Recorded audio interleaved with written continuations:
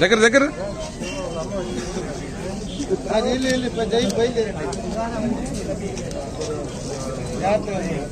మంచి జరుగుంటే మాత్రం తప్పకుండా ఆయనగా సైనికులుగా మారి మీరందరూ ప్రచారం చేసి ఆయన కోరినట్టు తప్పకుండా 175 స్థానాలకి 175 స్థానాలు మనం కానుక అయ్యాలని చెప్పి అందరికీ ఈరోజు మీ అందరికీ సభముఖంగా కోరుతున్నా.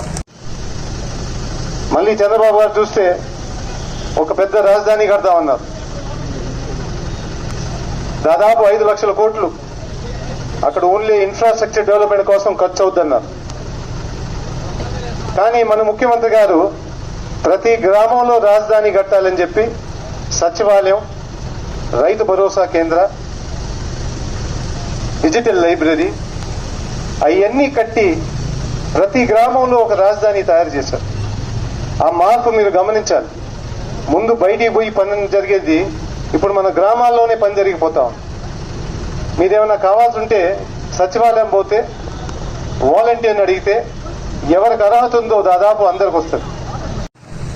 మీరందరూ ఒక ప్రైవేట్ హాస్పిటల్ పోతే ఎంత ఖర్చు అవుతుందో మీకే తెలుసు. ఒక చిన్న టెస్ట్ చేసినా కానీ 5,000 రూపాయలు పెడతారు. అట్లాంటిది మన ముఖ్యమంత్రి గారు వచ్చిన తర్వాత ప్రతి గ్రామంలో ఒక విలేజ్ క్లినిక్ అని పెట్టారు.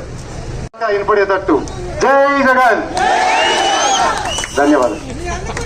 చెడు మని అని చెప్పట్లేదు, చంద్రబాబు చెడు మనిషి అని అనట్లేదు.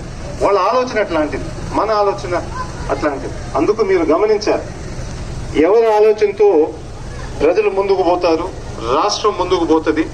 రాబోయే రోజుల్లో ఎన్ని కొనసాగాలంటే ఎవరికి ఓటు వేయాలి మీరందరూ గమనించండి.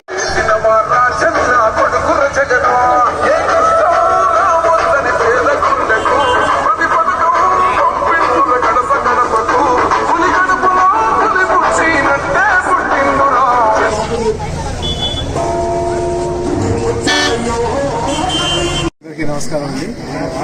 ఈనాటి విజయభవ కార్యక్రమంలో మన ప్రభుత్వంలో అనంతసాగరం సచివాలయం కింద అభివృద్ధి పనులు ఏమేమి చేశామో ఇవన్నీ ఒకసారి ప్రజలకు తెలియపరుస్తూ కంప్లీట్ అయిన బిల్డింగ్స్ ఇక్కడ సచివాలయం కానీ, దాని తర్వాత ఏడిఎఫ్ ద్వారా బస్ స్టాండ్ కానీ, వెటనరీ హాస్పిటల్ కానీ, ఇక్కడ మీరు చూసే గెస్ట్ హౌస్ కానీ, 108 అంబులెన్స్ గెస్ట్ హౌస్ కానీ, ఇవన్నీ ఈ కాకుండా దాదాపు అనంతసాగరం సచివాలయం పరిధిలో దాదాపు 1,50,00,000 నిధులు కూడా ఇచ్చి రోడ్లు కానీ, డ్రైనేజ్ కూడా ఇవన్నీ పూర్తి చేసేటట్టు, ఈ నెలాఖరు కూడా పూర్తి చేసేటట్టు కార్యక్రమం ఈరోజు విజయభవ యాత్ర ద్వారా ప్రజలందరికీ తెలియపరుస్తూ